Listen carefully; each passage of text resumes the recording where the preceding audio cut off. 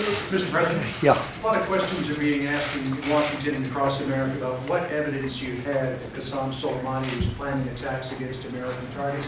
What can you tell us about what you knew prior to ordering the attack? Well, number one, I knew the past. His past was horrible. He was a terrorist. He was so designated by President Obama, as you know, and he wasn't even supposed to be outside of his own country. He was, so right there.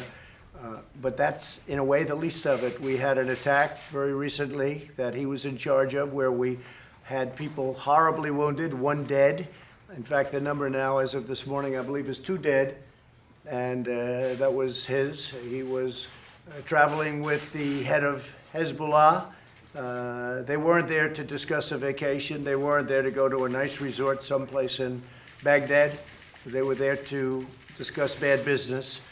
And we saved a lot of lives by terminating his life. A lot of lives have saved. They were planning something, and you're going to be hearing about it, or at least various people in Congress are going to be hearing about it tomorrow. Our Secretary of State covered it very well a little while ago. I saw him. I saw his news conference, Mike. And if you want to mention a couple of things in addition to what I've just said, but we had tremendous information. We've been following him for a long time, and we followed his path for those 3 days, and they were not good stops. We didn't like where he was stopping. They were not good stops. We saved a lot of lives.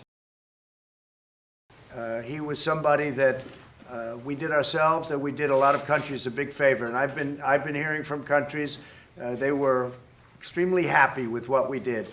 And if you look inside Iran itself, there were plenty of those leaders that were happy because they feared him and didn't like him in many cases. Could you also clear up, Mr. President, whether Iranian cultural sites would be on any future target list? Well, as I said yesterday, it was very interesting. They're allowed to kill our people.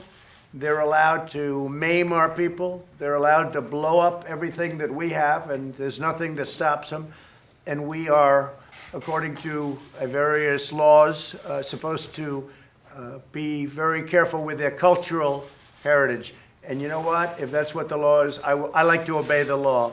But think of it. They kill our people. They blow up our people. And then we have to be very gentle with their cultural institutions. But I'm okay with it. It's okay with me. I will say this.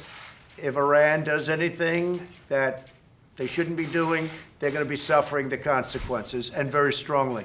Are you All right, seeing any Steve? signs of imminent retaliation from the Iranians? Any indications of imminent? Well, don't forget, in our case, it was retaliation because they were there first. They killed, and look, I don't have to talk about him for 18 to 20 years. He was a monster. But just in the very short period of time, 2 people dead, people badly injured, and then before that, there were other attacks. And look at what he was planning.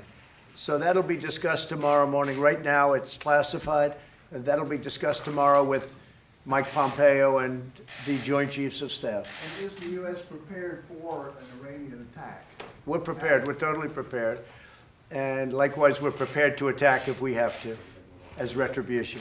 Mr. President, if Iran's leader said that any Again, John, if you look at what's going on, ours was an attack based on what they did. We weren't the first one out. He killed an American. Now 2 people are dead from the same attack, and some people very badly wounded. And that was one of his smaller endeavors. You look over his past. His past, he's been called a monster, and he was a monster.